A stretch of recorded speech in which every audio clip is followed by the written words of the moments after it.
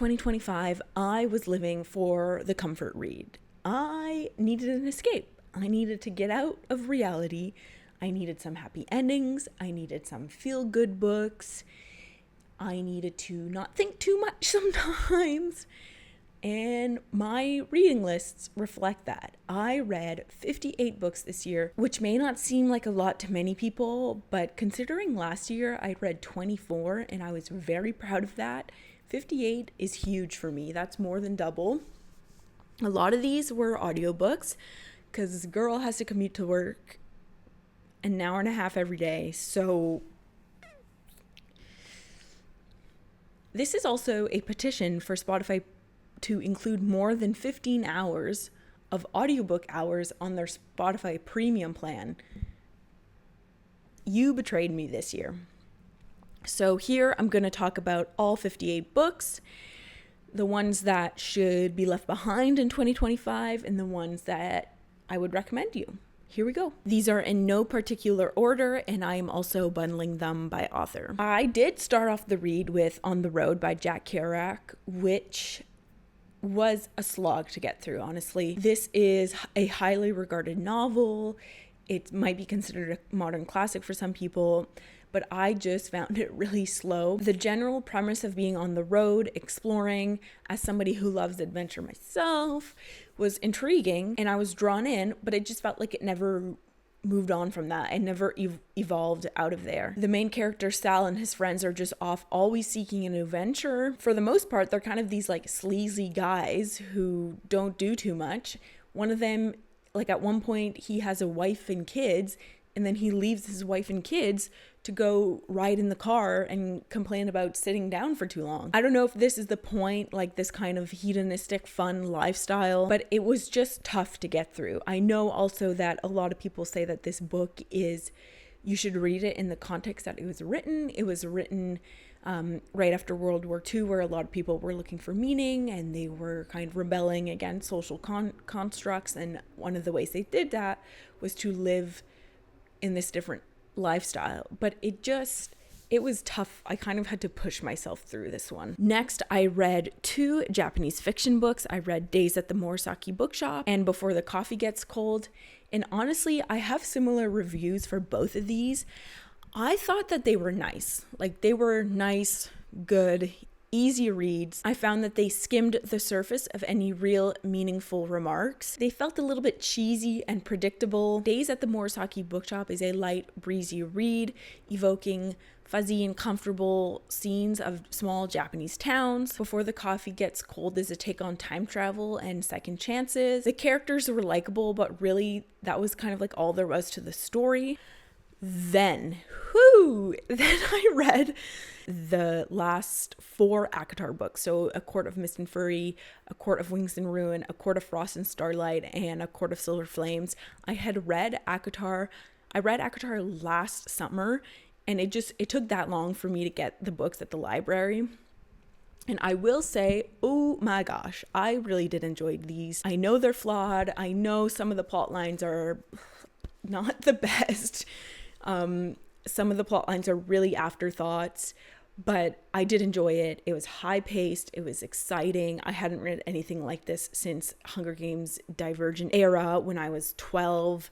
So it was fun. My favorite is A Court of Silver Flames. I thought Nesta's character arc was the most realistic, enjoyable, relatable.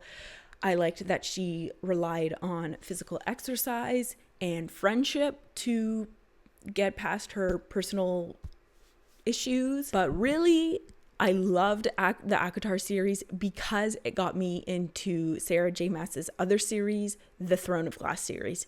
And when I tell you I ate this series up, oh my gosh. I read these 8 books, many of which are like 700 to 1,000 pages, in 6 weeks. I have never read a series that quickly. I've never read a series that's 8 books long, period. But to read it in 6 weeks is like crazy to me. I was reading 1 or 2 books a week. I loved it. I loved the emotional journey. I especially Kale's emotional journey Tower of Dawn is probably my favorite. I know a lot of people don't like it, but it's my favorite. I love the friendships. The plot line in this one is much more thought through than ACOTAR. The romances were lovely to read, and the final book is devastating. It's such a good finish to the series. I did read all of these after learning about some of the inappropriate things that Sarah J. Maas has done and said, so I'm not 100% sure I will pick up Crescent City, but I have to admit that I really did like The Throne of Glass in the ACOTAR series. I did keep going with some romantasy by reading Quicksilver, and this started to kick off my romantasy downfall. I didn't love Quicksilver as much as the ACOTAR and The Throne of Glass series. I find that the main character in Quicksilver, Ceres, she's the kind of FMC that thinks being rude is kind of like being a badass and thinks belligerence is being a badass.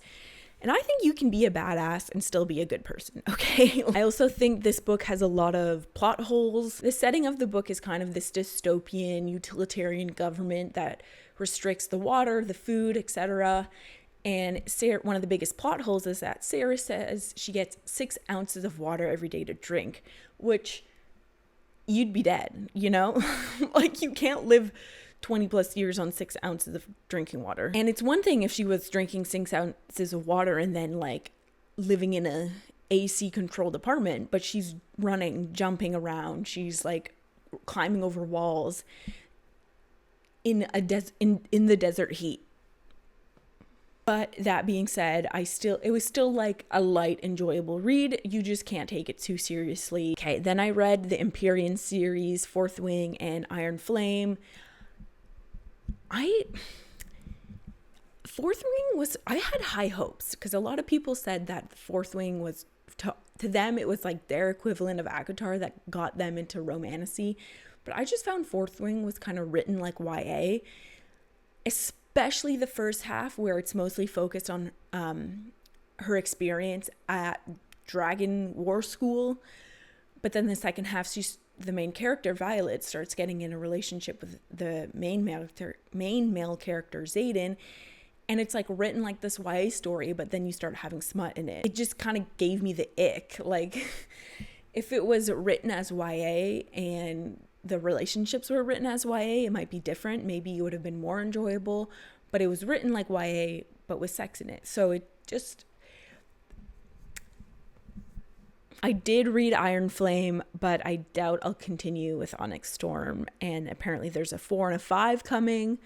I'm not sure I'll read those. Okay, a little bit of a switch here. I read I Who Have Never Known Men by Jacqueline Hartman. And this was an amazing read. It's set in a dystopian world. The main character is a young woman who grows up in a prison with other women and a few male guards. She's never been outside this prison. It is more of a stream of consciousness novel than it is plot heavy, but basically what happens is that these women end up leaving the prison. It's thought-provoking. It talks about loneliness, camaraderie. It has a lot of interesting things to say about womanhood. It has a unique perspective because this girl is growing up not knowing men and having never had a relationship with a man or even spend time with one. I highly recommend it. It's obviously a bit slower. It's not your classic dystopian. It's more of a philosophy type novel, but worth it. Okay, this was really the last straw with romantasy. I read the Plated Prisoner series. I read 4 out of the 6 Plated Prisoner series: Gild, Glint, Gleam, and Glow. These books, I swear, nothing happens in them. Like, I remember this one scene where they're walking from one castle to another, I think, and that journey was like it was like half the book, just the walk there, and like half the book she's just riding the horse and looking outside and looking at the snow. More action does happen further along in the story. I don't think it should take 4 books to get excited about a series. Then I turned away from romantasy and went to romance.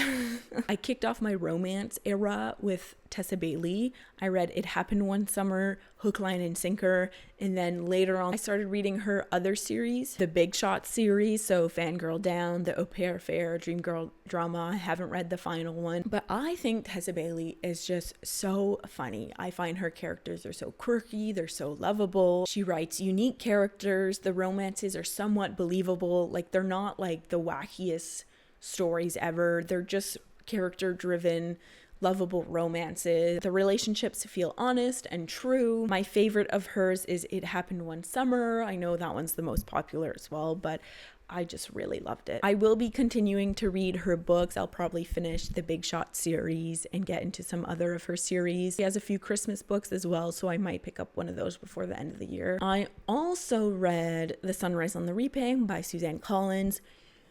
Huge Hunger Games fans over here. I'm like every other person on the internet that loves the Hunger Games. Anything that Suzanne Collins writes, I'm gonna read. Anything in the Hunger Games world, I'm gonna read. Like, when I was 12, I had a Hunger Games t-shirt, Hunger Games blanket, Hunger Games posters. I had all the companion books. Like, I'm just gonna read it, okay? I'm not even gonna think about it. I'm just gonna read it. It was nostalgic to get back into this world. The themes that Suzanne Collins explores are incredible, especially because she makes them accessible to young adults. Like, these are young adult books. But I did struggle with this one. Unlike I struggled with the initial trilogy and the Ballad of Songbirds and Snakes, I just found the pacing was very quick. I don't know if it was maybe me feeling like I was rushing through it and I needed to get through it, because I did read it a bit after it came out. But it just felt like certain scenes, certain very emotional and impactful scenes just didn't hit that much for me because it felt like the pace was too quick. Spoiler alert, when like Ampert dies or when Maisie died, it felt like they died and then move on. It wasn't like, let's say, when Rue died in the first book, it was like this incredibly devastating moment. None of these emotional scenes had the same impact. Again, I still thought it was a great read. I really enjoyed it. Extremely powerful messages about propaganda, about the price of war, the price of rebellion. But yeah, next is Flowers for Algernon by Daniel Keyes. And oh God, one of the saddest books I've ever read. It's unbelievably sad and unexpectedly sad. It is about Charlie, a man with low IQ who undergoes a surgery to make him smarter. The only person/thing that has undergone this surgery before was a rat called Algernon, so he can kind of see his future in Algernon's development. It follows Charlie as he has revelations about love, his life, human worth, intelligence, the world. It is incredibly moving, and I think everybody should read this. I read another romance, Wild Love by Elsie Silver. Back to romance, I guess, again. Like, I needed a happy ending. This one, boring characters, predictable plot, shitty billionaire trope, and Elsie Silver has, since I read this, said some unfortunate things about people of color. But I wasn't going to read her other ones anyways, if I'm being honest.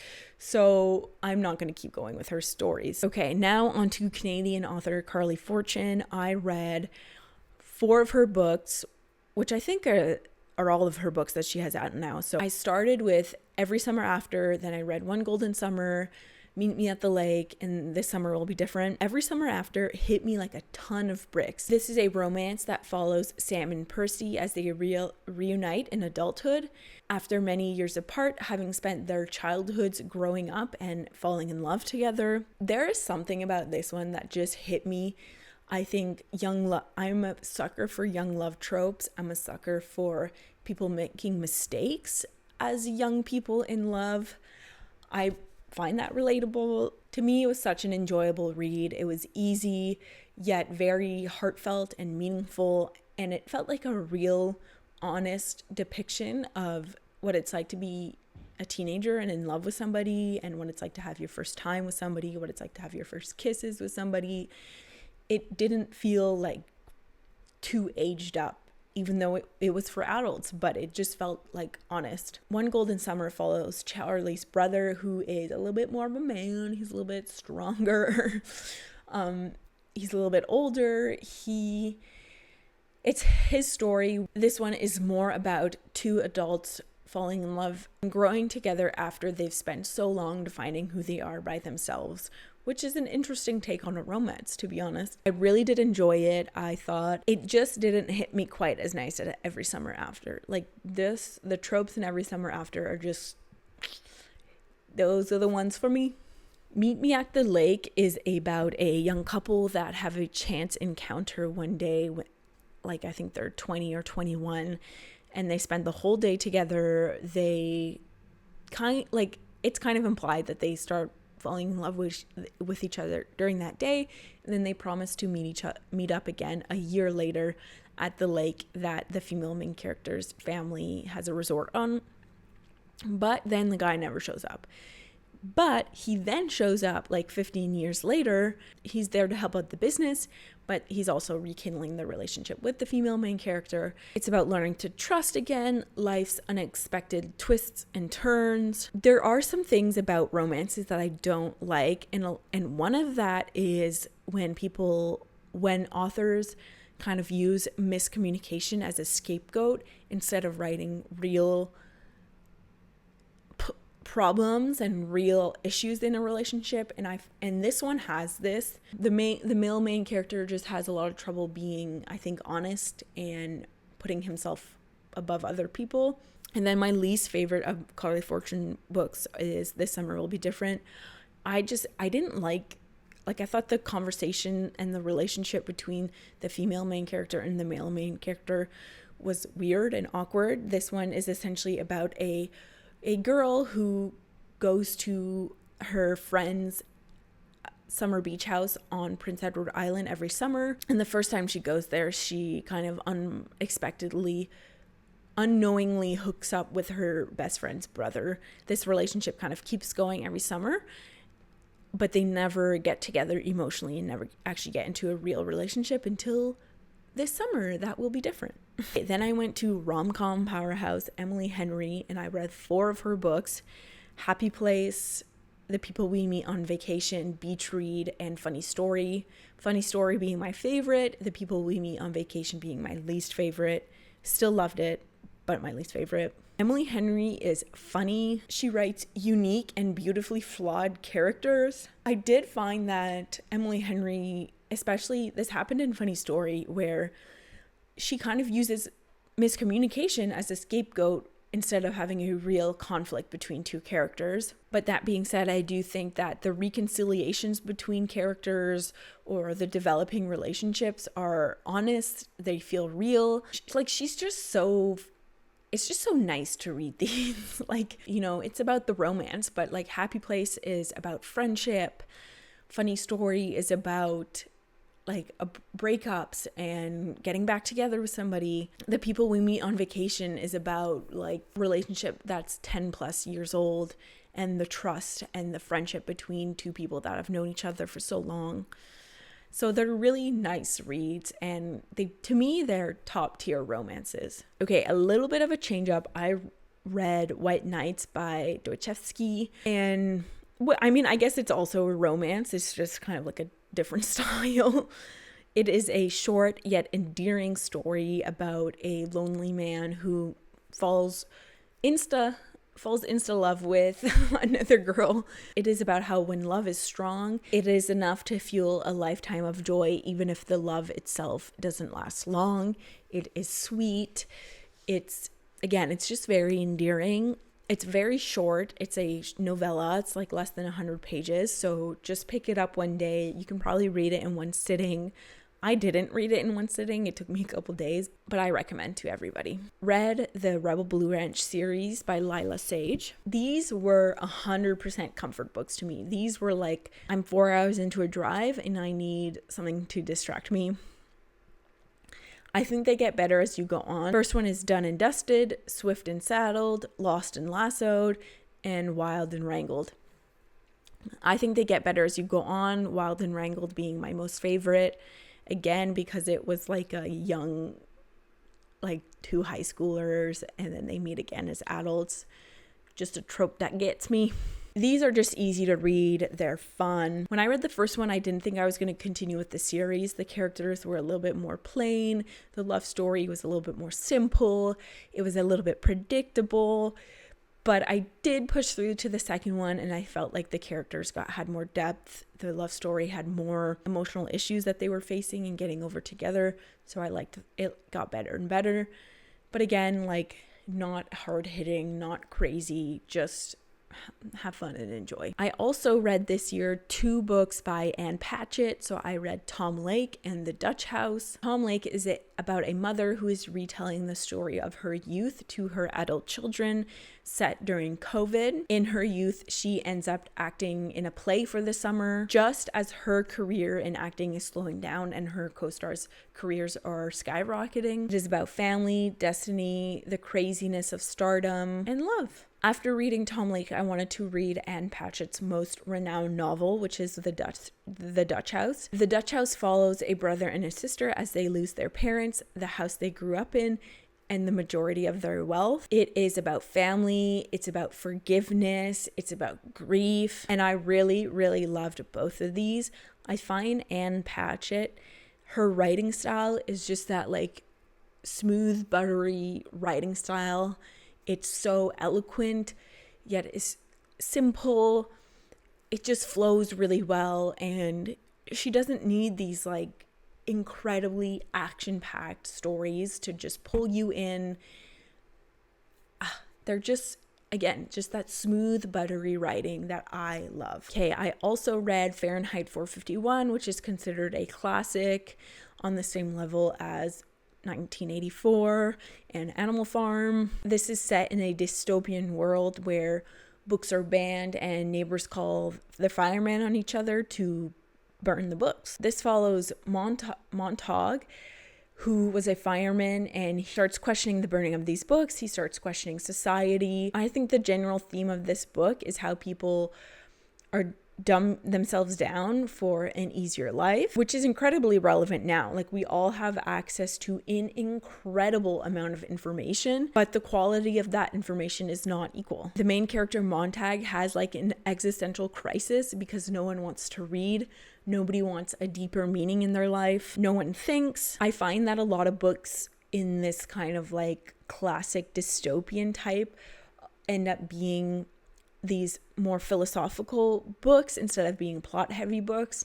But I found that this one was a good happy medium between making you think about the world, but also being relatively action packed and having the next chapter, you know, like unexpected things happen. I also read The Woman Destroyed by Simone de Beauvoir. The Woman Destroyed is 3 different stories about women's rage.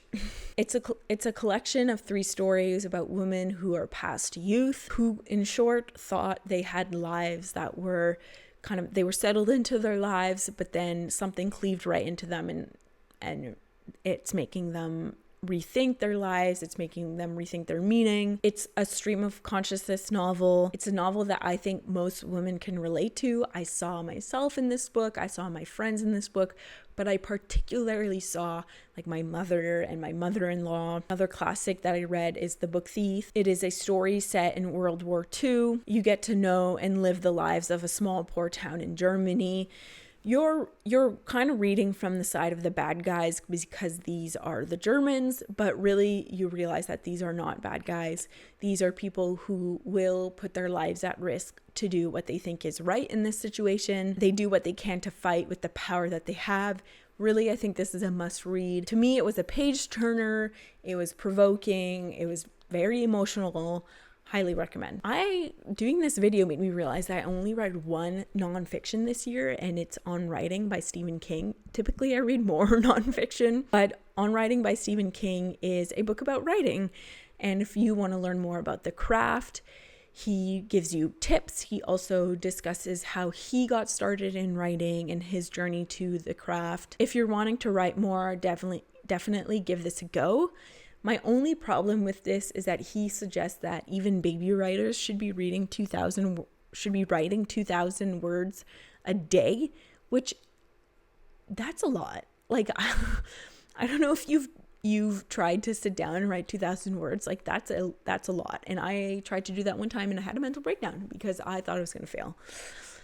So I'm just saying, read it, but go at your own pace. Okay, I read On Earth We're Briefly Gorgeous by Ocean Vuong. This is a really powerful book on a Vietnamese immigrant's journey, growing up in America, being queer, I can admit that this book is very honest. It's very raw. It has a lot of powerful scenes, a lot of powerful messages. It has a very unique take because it's written as a letter from this young boy to his illiterate mother. But I didn't love the writing style. It felt like Ocean Vuong threw in every single metaphor, every single simile, every single literary device that he possibly could into this book, and it just ended up sounding cheesy to me. Next, I read 2 Barbara Kingsolver books this year. I read The Poisonwood Bible, and The Poisonwood Bible is fantastic. It is about a Christian family that moves to the Congo for their father's mission while the Congo is undergoing political unrest. It is about culture, it's about family, it's about politics, it's about religion, it's about growing up, it's about privilege, it's about perspective. It's very, very good. So you get the perspective of the 4 sisters, and each of them brings such a unique voice to the situation. Some of them being a little bit more open to the new country, some of them still being reserved about the new country. My only negative thing about this book is that it can feel quite long. The first 200 chapters are basically just world building, getting to know the new community that they live in, getting to know the new characters, and it can feel a little bit like it's dragging along, but it's worth it to stick through. The other Kingsolver book that I read is called The Bean Trees, and it follows a young girl who lives in the American Southwest. She leaves her small town in her car and ends up picking up this little indigenous girl along the way, and it's about her growing up, finding her way in this world, looking after this new young child. It also touches on themes of immigration, citizenship, fleeing from other countries. I also read The Great Gatsby this year, which was the first time I read it. I know a lot of people read this one in high school, but I never did. I enjoyed this, and I thought it was an important book to read. I think it's an important book to read. I would honestly say that it's even more so important now than it was in the 1920s, but I don't know too much about the history of the 1920s. It's about how chasing the American dream is not what it seems. It can leave people empty and endlessly searching for meaning. It's about how we shouldn't be idolizing people with wealth and status and we don't know the quality of their character. And that's what I mean. I think more and more people, with social media, we idolize money, we idolize wealth, we idolize status. We are just being bombarded with wealthy people and this idea that money can buy you freedom and all this stuff. And I just think this was a great book to read to remind us that, just because somebody has everything doesn't mean they're happy. But then also, just because somebody has money doesn't mean they're the type of person that we want to be. Okay, back to romance, I guess. I read Lights Out by Nevessa Allen. This is the only dark romance that I have read and will read for the rest of my life. The characters were mid, the setting was mid, the plot was mid, the writing was mid. There was a lot of smut in it, and it was one of the most present plot points. I just didn't really enjoy this book. I'm not going to read the rest in the series, and I'm not going to recommend it to anybody. And finally, I read Flesh by David Slothley, which just won the Booker Prize. This book shocked me. Truly, it made me feel weird things. It went in a direction I was not expecting. The opening scene is that of the main character, who is 15 at the time of the opening scene, having a relationship with a woman in her 40s, and the relationship being kind of pushed on him by the woman in her 40s. And I hate these depictions in the media of these adult relationships with young people. Why do these relationships keep happening over and over again in the media? It started with, this is totally different, it's totally off topic, but it started with Ezra and Arya and PLL. There was, right at the beginning of Riverdale, there was like these inappropriate relationships. I found that in Flesh, even though it was a literary fiction, it didn't write this relationship in a way to depict it, in a way to think about it critically. It kind of just felt like it was there for shock value. I didn't pick up on connections to this relationship later on in the book. If you guys did, let me know, because I would love to explore the different meanings in this novel. This book is written in very simple language and very simple prose, sometimes frustratingly so. A lot of the conversations, the main character is responding with, yeah, I don't know, maybe. So,